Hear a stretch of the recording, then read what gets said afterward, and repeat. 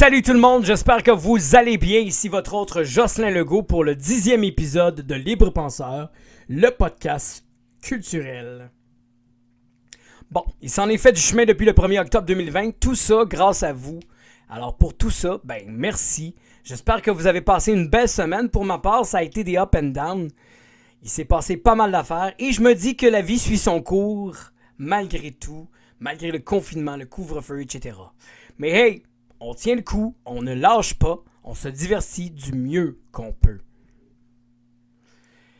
Parlant de ça, j'avais pas mal hâte de vous parler de mes trouvailles à vous partager cette semaine. J'avais vraiment hâte de faire ça. Fait que là, installez-vous avec votre café et je vais tenter de vous faire oublier la voiture qui ne part plus, les soucis technologiques de télétravailleurs, votre voisin mal engueulé ou simplement vous faire sourire pendant votre pause café. Alors c'est parti, on commence l'épisode numéro 10 aujourd'hui. Je vais vous introduire une future reine de la soul à surveiller dans les prochaines années. Elle s'appelle Céleste, on en parle maintenant. Après avoir prêté sa voix au producteur DJ Avicii, Tiek et Real Lie en 2014, elle fait ses débuts en solo via le label de Lily Allen avec un EP qui s'appelle The Milk and the Honey, qui crée totalement un envoûtement chez Michael Kiwanuka, qui l'a fait signer chez Polydor en 2018. Puis elle fait paraître un second EP qui s'appelle Lately. En mars 2019, l'opération Charme bat son plein potentiel grâce au succès d'un single qui s'appelle Strange. Le monde des critiques l'acclame et le rêve est à portée de main pour l'artiste. Céleste remporte le Brit Award for Rising Star et la BBC Music Award for Introducing Artist of the Year. Ce qui fait d'elle l'artiste le plus et à surveiller. On dit même qu'elle est la future star de la musique soul qui va s'élever sous nos yeux. Bon, après plusieurs tentatives en 2020 de sortir le fruit de son labeur, la jeune femme de 26 ans arrive avec son premier album, enfin, qui promet des frissons, de la douceur et de la nostalgie, et qui cimente également les fondations de son talent. Voici Not Your Muse, un album de 12 pièces dans un neo-soul jazz produit par Jimmy Hartman, qui a travaillé également avec Rag & Bone Man, Natalie Imbruglia, John Hill, qui a travaillé pour Rihanna et Santiago et Maya, et Josh Crooker. Des chansons écrites avec l'aide de son complice et ami Jimmy Hartman. L'artiste britannique d'origine américaine offre des chansons qui racontent ces moments où le cœur en arrache parce que l'amour nous crache en plein visage. Les moments de se battre et de rester debout pour nos convictions profondes et vouloir l'amour mais sans perdre sa dignité et encore plus. Céleste livre des paroles réfléchies, magnifiques, des fois un peu rudes, qui nous rentrent dedans et poussent à briser les chaînes de nos peurs intérieures trop souvent prétextés pour ne pas affronter nos monstres et nos problèmes.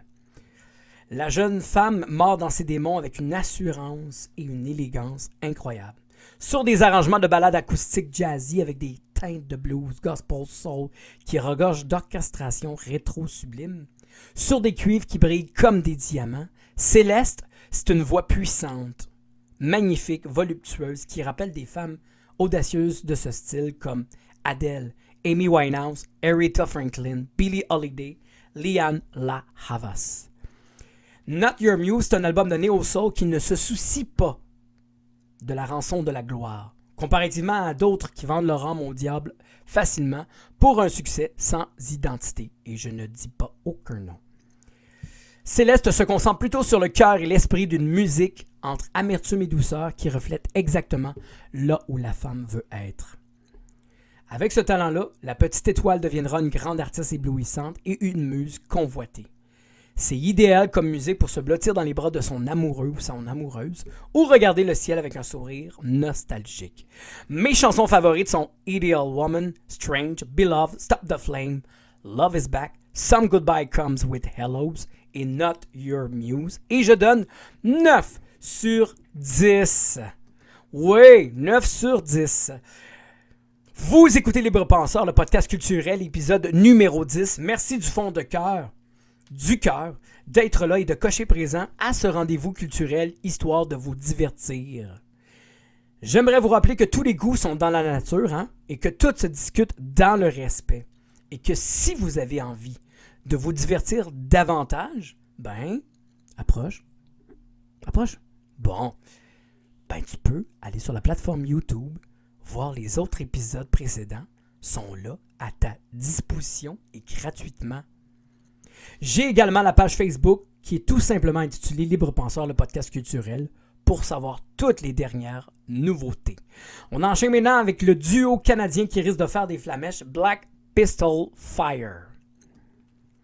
Black Pistol Fire, 3 ans après Deadbeat Graffiti, qui a fait du bruit, en tout cas assez pour mettre le groupe sur la map avec la mégabombe Lost Cause.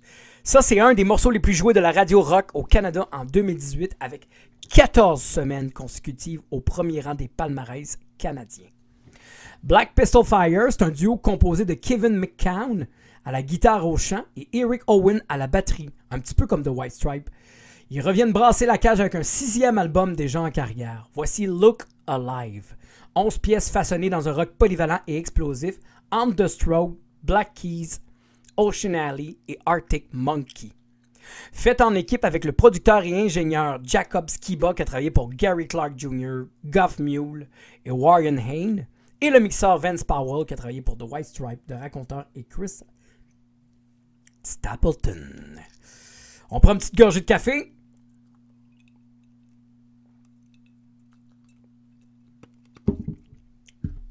Avec 5 albums, plusieurs EP et de nombreux singles qui ont su graver les palmarès au courant des dernières années, on peut dire que le duo prend le temps de peaufiner ses créations, qui explorent un son salace entre le rock garage, le blues sudiste, depuis 2012 avec Big Beat 59. Black Pistol Fire ne démarre pas de cette direction trempée, dans le plaisir mordant, les riffs de guitare complexes entre le rock blues et le funk et le R&B. C'est des chansons qui racontent la crise actuelle que nous vivons tous, le voyage pour traverser l'obscurité. Des thèmes qui vont revenir et revenir dans la prochaine année, préparez-vous. Hein? On va se le dire, là, avec tout ce qu'on traverse, c'est un peu normal. On parle aussi de la vie et ses défis, avec quelques réflexions sombres sur le monde tordu d'aujourd'hui. Black Pistol Fire nous en met plein la gueule avec sa musique vicieuse et aventureuse. Beaucoup de chemin parcouru et ça s'entend pour le duo qui n'a pas fini de nous surprendre. Look Alive, c'est un album de blues alternatif, parcimonieux, harmonieux et vérancieux qui résonne jusqu'au tréfonds des tripes comme une fête infernale. Mes chansons préférées sont Look Alive, Pick Your Poison, Hope in Hell, Temper Temper, Level et Holding Hop. Pour tout ça, je lui donne 7 sur 10. Vous écoutez Libre Penseur, le podcast culturel, l'épisode numéro 9 avec votre autre Jocelyn Legault. C'est un réel plaisir d'être en votre compagnie. Le temps d'un 20-30 minutes de divertissement culturel pour vous, avec vous. Vous ne pouvez pas savoir à quel point je prends beaucoup de plaisir et de temps et de passion pour vous confectionner ce projet-là. Je travaille également en tant que critique de disques pour ARP Media. Alors, si ça vous tente, vous pouvez autant les lire et les écouter, ces critiques-là. Donc, vous pouvez les lire sur ARP Media, sur la page Facebook, ou les écouter avec nous sur Libre Penseur, le podcast culturel, sur YouTube. Et si vous voulez m'encourager sur Facebook, ben, cliquez. Et maintenant, parlons, on va parler d'un super groupe québécois, mais juste avant, une gorgée de café.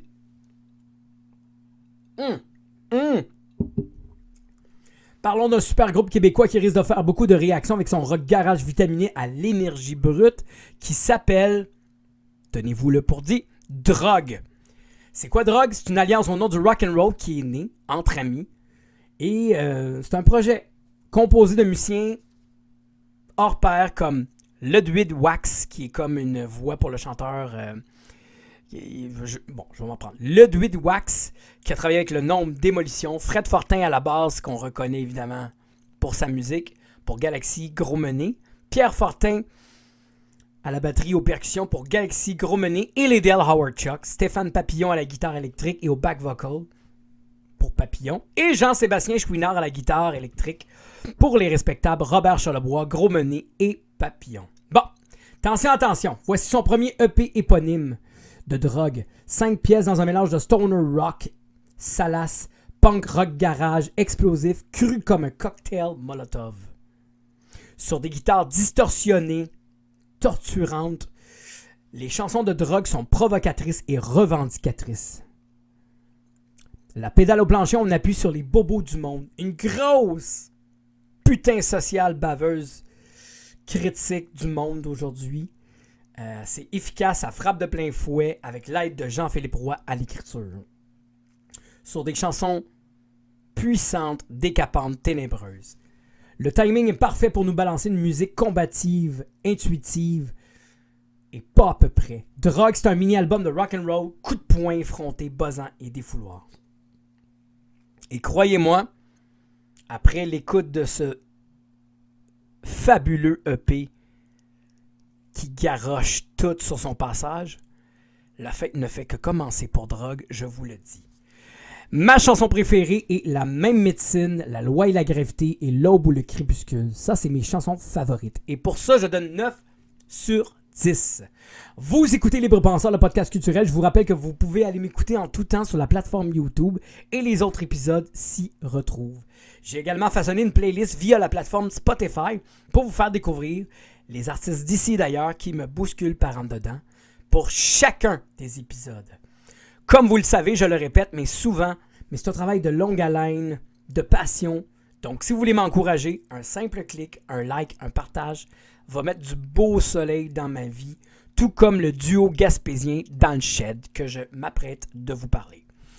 C'est qui ça? Ben, c'est un duo qui s'appelle Dans le Shed, qui est composé exactement de qui? D'Éric Dion et d'André Lavergne. Après avoir lancé un micro-album en mars 2015, l'acclamé Rivière-Rouge, et en 2007, le magnifique Gaspéricana, la formation gaspésienne Dans le Shed, composée d'Éric Dion et d'André Lavergne, revient nous envoûter avec son folk poétique. Voici Vallée embrumée, 12 titres dans un folk rock rugueux en quête de liberté.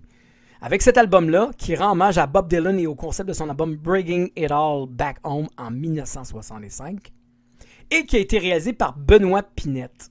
Mais qui est donc Benoît Pinette? Ben, il est mieux connu sous le nom de Tyr le Coyote. Ben oui. Dans le Shed offre des pièces dans un folk americana traditionnel qui raconte la vie, avec des mots façonnés dans le bois d'une poésie lumineuse qui se concentre sur la Gaspésie, les voyages au bout de nous, l'amour refrain de nos saisons, la liberté et la mortalité, qui résonnent dans chaque parole, et d'ailleurs ces paroles-là, on les boit comme du Desjardins. C'est magnifique. Dans les arrangements instinctifs et rocailleux de guitare faites de blues, de country et de folk qui rappellent un mélange entre The Bar Brothers, Johnny Cash, CCR et Michel Rivard, Dans le Shed continue de faire retentir sa musique dans chaque recoin de créativité pour en faire des collections d'œuvres distinctes. Le duo possède cette façon de raconter les choses de la vie et d'en faire des rocambolesques périples qui brillent tout le long de l'écoute. Vallée embrumée, c'est un album de folk rock fait d'une poésie fascinante, brumeuse, qui nous fait apprécier la lumière à travers la fenêtre, dans une musique empreinte de beauté sinueuse à travers la pluie qui pleure. Mes chansons de coup de cœur sont Tu observes le vent, Vallée embrumée, Magnifique Amérique, Tous nos lieux, la pièce instrumentale Face à Introduction, La vie est un opus soul et Naufragé. Et pour tout ça, je donne 9,5 sur 10. Jocelyn Legault in the house, parlons cinéma maintenant. Wow, bon, ok, bon. Petite gorgée de café. Ouais, attends une minute. Bon.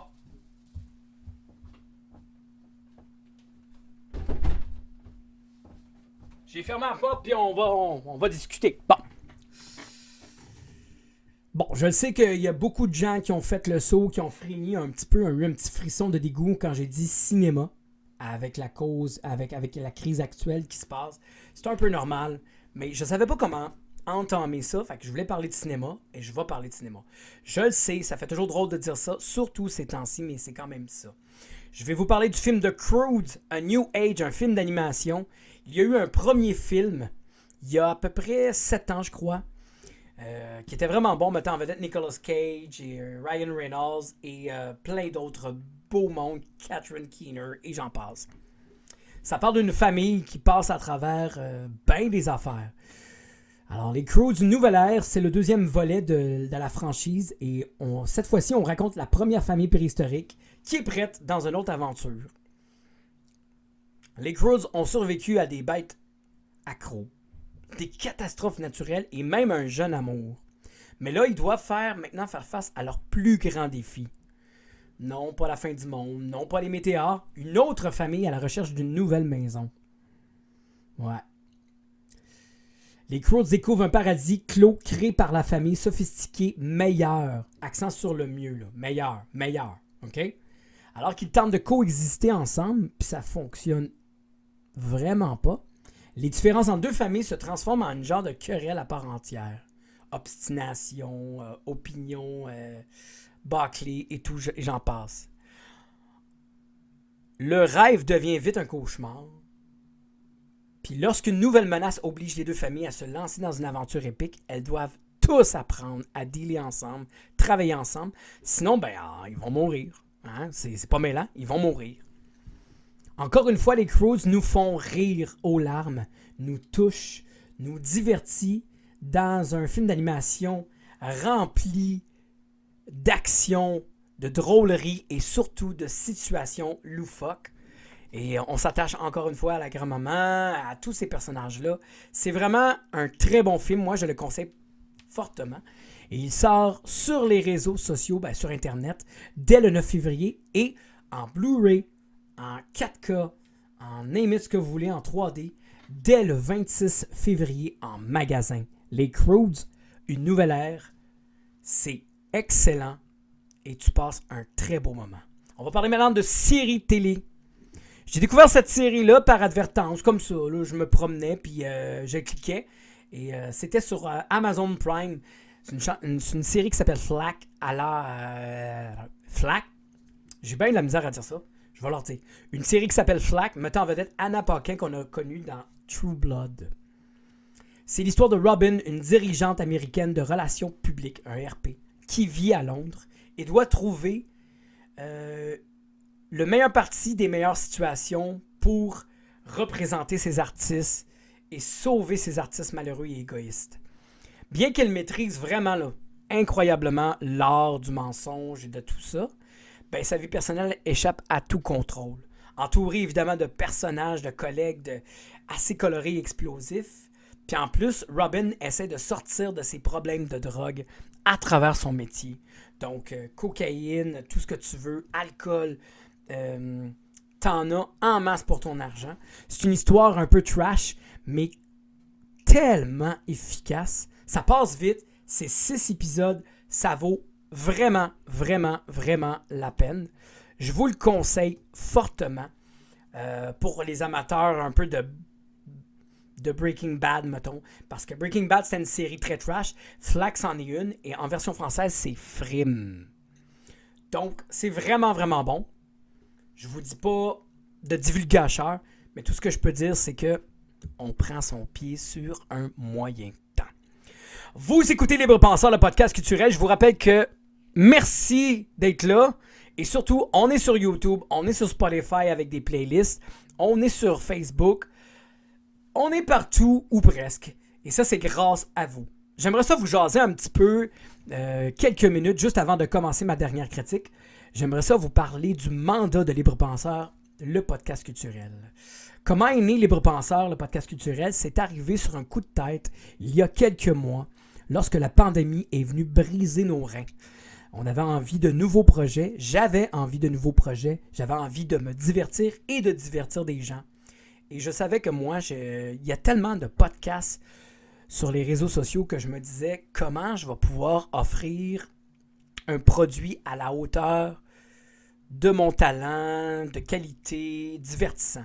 Et je me disais que j'étais pas obligé de trouver un concept totalement casse-pied, c'est-à-dire qu'il y a des gens qui sont coachs de vie, il y a des gens qui vont parler de la spiritualité, il y a des gens qui vont parler même de la pandémie, il y a même des complotistes.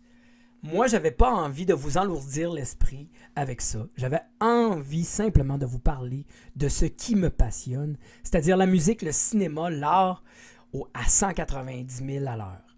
Donc, pour moi, c'était important d'arriver avec un mandat simple, évoluer en même temps que vous et avoir du plaisir autant que vous en avez quand vous l'écoutez.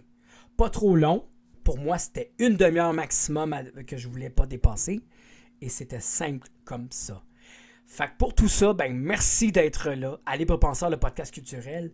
C'est tellement trippant de savoir que vous avez choisi ce podcast-là parce qu'il y en a tellement là pour vrai. Alors merci d'être à Libre Penseur, le podcast culturel. On est déjà rendu au 10e épisode. Je vais vous parler de Weather Station maintenant.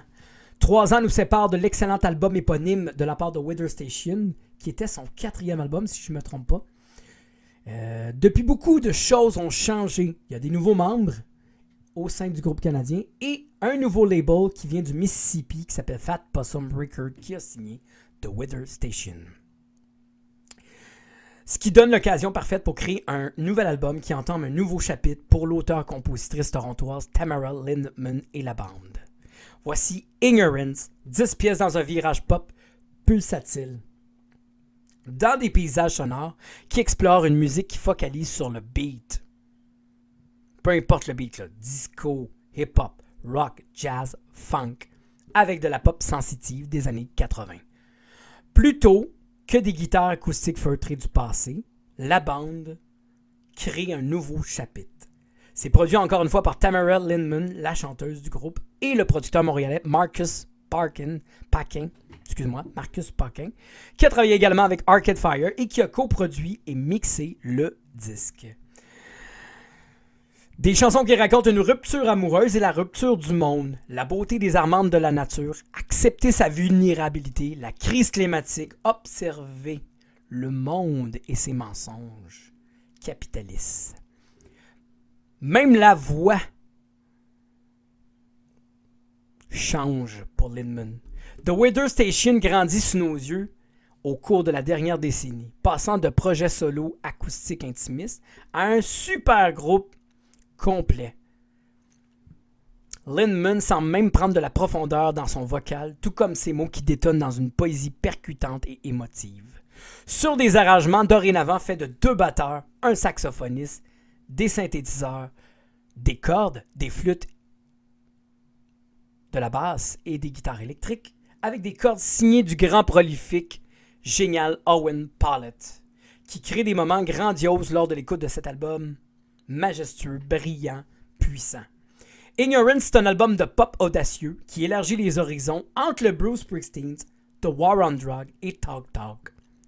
C'est le rappel triste, doux et subtil qu'il faut passer par l'obscurité pour danser dans la lumière. C'est littéralement dans mon top des albums de l'année 2021 qui m'ont surpris et troublé et brassé par en dedans. The Weather Station livre son album le plus ambitieux, mais également le plus intriguant. Pour ça, je donne 10 sur 10 et mes chansons coup de cœur, sont Parking Lot, Robert, Trust, Where, Heart, Tried to Tell You. C'est ce qui conclut pour moi. Merci d'avoir écouté le 10e épisode de Libre Penseur, le podcast culturel. N'oubliez pas, il y a la page Facebook, YouTube et la playlist sur Spotify. Merci beaucoup. Merci énormément d'avoir été là. Et on se donne maintenant, on se donne rendez-vous pour un 11e épisode. À bientôt!